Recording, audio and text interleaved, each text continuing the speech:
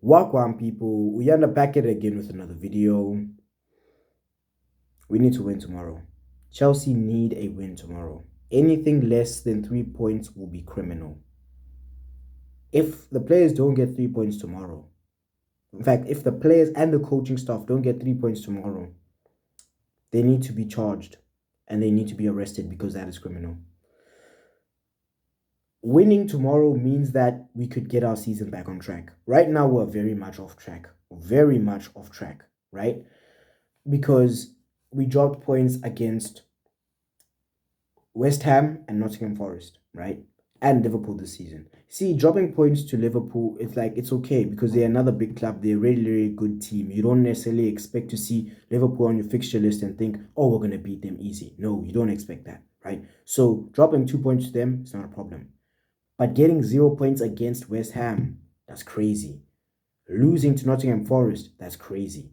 So our season is very much not on track. Not on track. If we say we'd like to finish top 4, right? Or let me customize my expectations specifically. I just want top 6. Preferably 5th. If we can just get 5th, I'll be happy for the season. I will be happy for the season, right?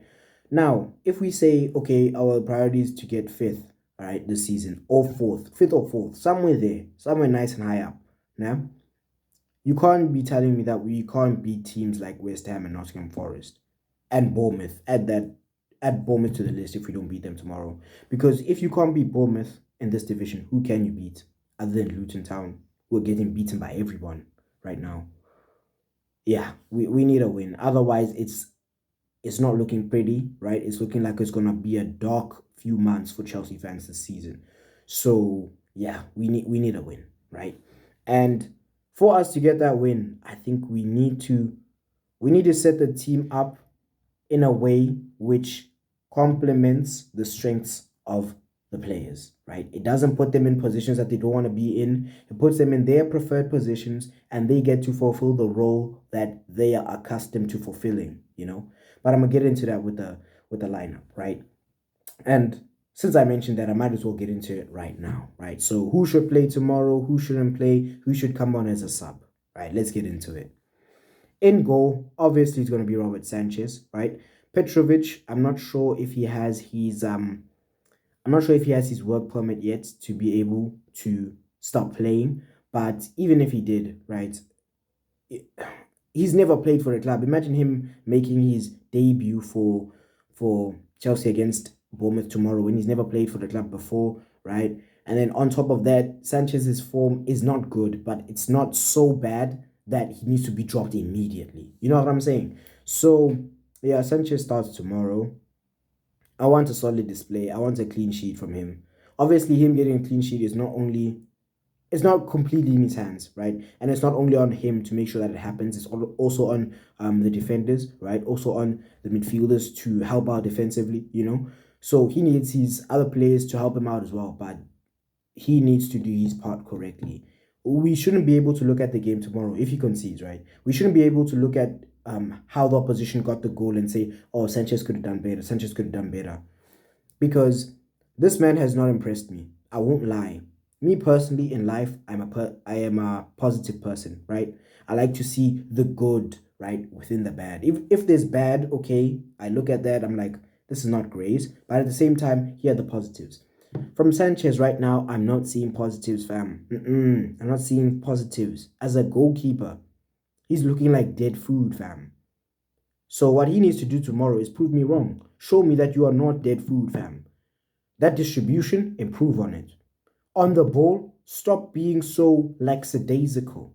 Stop sitting on the ball as if you have time, as if the opposing striker is not pressing you like crazy to get the ball back for his team. Okay? Then on top of that, can you actually make some saves, like some saves that maybe we don't expect you to make, you know? So all good goalkeepers, right? What they will do is now and then they will pull off a save that you don't expect them to make. They will save their team from potentially conceding when they should have conceded. You know what I'm saying? With some great athleticism. That's what I need from Sanchez tomorrow. And if Bournemouth aren't threatening the goal too much, right? They only have 1 or 2 chances. I need Sanchez to keep those out because If he doesn't, I don't know how I'm gonna feel about him in the future. Because right now I'm not impressed at all. But then his status in my eyes will only go down further and further and further and further and further if he doesn't play well tomorrow. So he must play well tomorrow. Because some people they say that loaning Kepa out to Real Madrid and then getting Robert Sanchez in, right? That's a sideways move. No, it's not, fam. No, it's not. Right now, it's looking like a downgrade. It's looking like a downgrade, not a sideways move. If Kepa wasn't go, he would be playing better than what Sanchez is playing. So yeah, Sanchez needs to improve. He needs to improve a lot. Okay, so I'm hoping that that's gonna start tomorrow against Bournemouth. Now I'm going with a 4-2-3-1 formation in this preview. Nah? And I know that Pochettino has been going to a 3-5-2 continuously. Like, he's been hammering in that 3-5-2, right? But I want to see something different. I need to see something different because this 3-5-2 team, three center backs, right? Colwell, Thiago Silva, and Disasi, right? And then having Chilwell as like a left wing back, a left winger, playing really high up, not focusing on defending so much. It's not working, fam. It's not working, fam. And Maurizio needs to recognize this, right? And say, you know what? Let me go to what worked in preseason. Let me go to a 4-2-3-1. Let me do what I know can work with this team, you know? And not only the 4-2-3-1, but more specifically, Ben Chilwell in left back, no other position, left back, not left wing back, not left wing, left back. Please, Poch, please, I'm asking nicely. Let's go to a back four tomorrow. Now, on the right, you have Malo Gusto, right? Reece James is still out, right? But Poch is hoping that he'll be back sometime before the next international break. I think just before the next international break, we might be able to see Reece James back, which I think is like a month and a half, something like that. So yeah, for now, Malo Gusto fills his shoes, and Malo Gusto hasn't done badly. Like, I can't look at performances and say, oh, if Reece James was in the side instead of Malo Gusto, then this wouldn't have happened or this wouldn't have happened. Nah, Malo Gusto's been solid, so he continues to play, and there's no one else anyways. So yeah. Then right centre back, right, Thiago Silva easily. Some people, right, on IG, I think they were saying something like, oh, Thiago Silva's limiting us. What? You can't play a back forward Thiago Silva. I'm like, bruh, are you saying to me that Thiago Silva's limiting us? That's crazy. That's a crazy statement to make because this man has saved us so many times. So many times he's been the best performer of a bad bunch. And by a long way. Not just like he's playing decent and everyone else is playing really badly. No, he's playing excellently to cover up for everybody's atrocious performances. You know, for so long he's done this for us. So for him to be receiving such slander, that's crazy. Thiago Silva starts at right centre back. At left centre back, Levi Colwill, easy decision, right? Benoit Badiashile is not ready to return yet, right? I think he may be on the bench next week against Aston Villa, because I think that's around the time he'll be ready, but he's not quite ready to get back in the matchday squad yet. So Colwill continues at left centre back. Once Benoit is sufficiently fit, right? He's had a few minutes, like sub appearances here and there, right? And he's like really 100% ready to start a game and finish a game. Then from there, maybe Colwill's spot will come under threat, not because he's played badly, but just because Badiashile is such a great left centre back. He's just so good. So his position might come under threat, but not for this game. So he continues to start. Unfortunately, if I'm playing a back four, I'm playing with two centre backs, not three. Disasi has to sit on the bench because I'm not gonna bench Silva or Colwill for him, unfortunately, at this point in time. Later on, if he's balling out too crazy, right? Then maybe in our preview, I have to include him and leave one of the others out. But for now, he's the one who loses out. Cool. At left back, like I said a little bit earlier on, a few minutes ago, Ben Chilwell. Easy decision. Let's stick him in a position that's his preferred position, where he's best, right? Where he will operate to the best of his ability, right? Because I saw Eunice Talks Football speak about this and saying it's not working because for Chilwell to play at left wing and still provide defensive cover, the amount of running he has to do is going to be crazy, right? And as such, he won't always be able to track back. What does that mean? That means that Levi Colwill becomes the left back, right? When Levi Colwill is the left back, it's a problem because he's not accustomed to playing there. He's a traditional centre back. So for him to be playing at left back, it messes things up, right? It messes up the balance, and then now we can get exploited. So yeah, Ben Chilwell, left back, please, Pochettino, please, man. In the double pivots, I'll go Caicedo and Enzo Fernandez, right? Now, both of them, they were coming from further away in terms of where they were during the international break. They were in South America, right?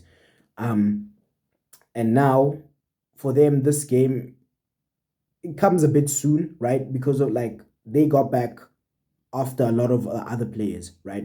Due to the traveling distance. Now, obviously, it would have been ideal if this game was later on, right? Maybe like a few days later, they will be 100% fresh, 100% ready for it, but it is what it is.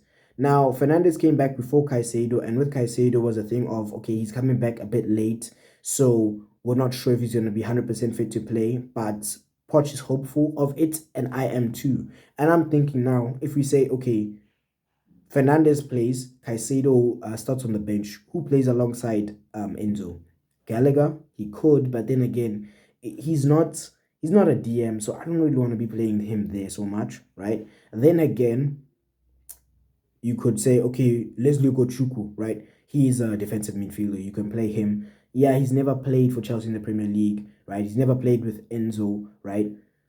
For an extended period of time. So let's not do that. Let's just go with Enzo Fernandez and Moises Caicedo and just hope that they're 100% ready to go against Bournemouth.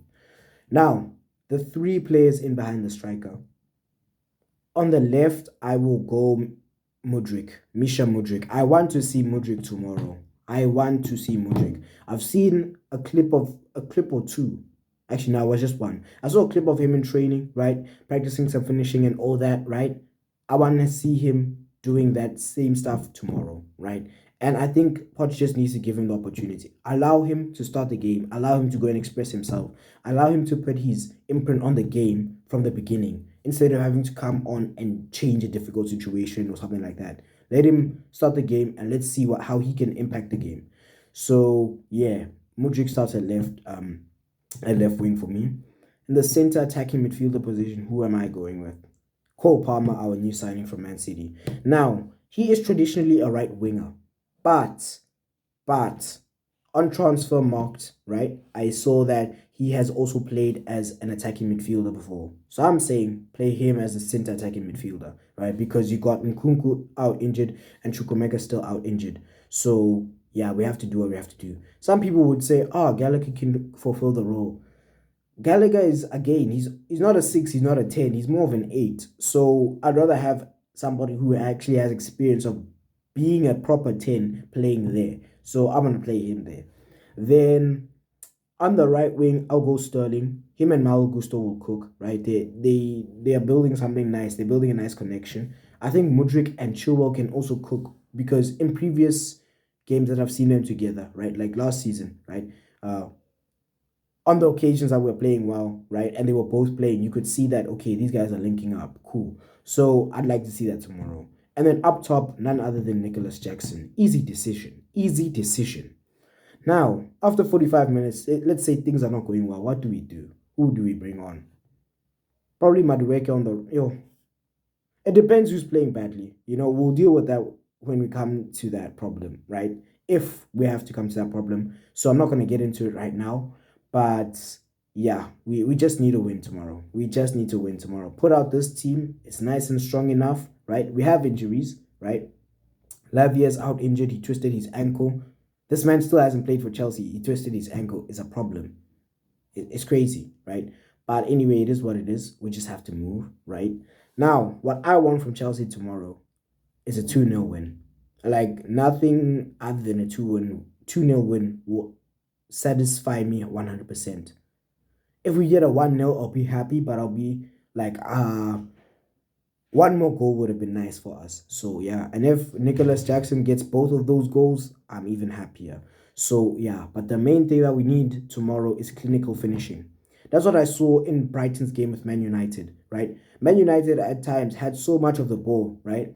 but they didn't create clear cut chances, right? Where they easily buried the chance. You know what I'm saying? Whereas Brighton, they didn't have much of the ball, didn't have many chances, right? When United were dominating the game, but even so, they get a chance here, they finish it. They finish it and they kill that chance, they score, they shock United. You know what I'm saying? That's what I need from Chelsea tomorrow. Clinical finishing.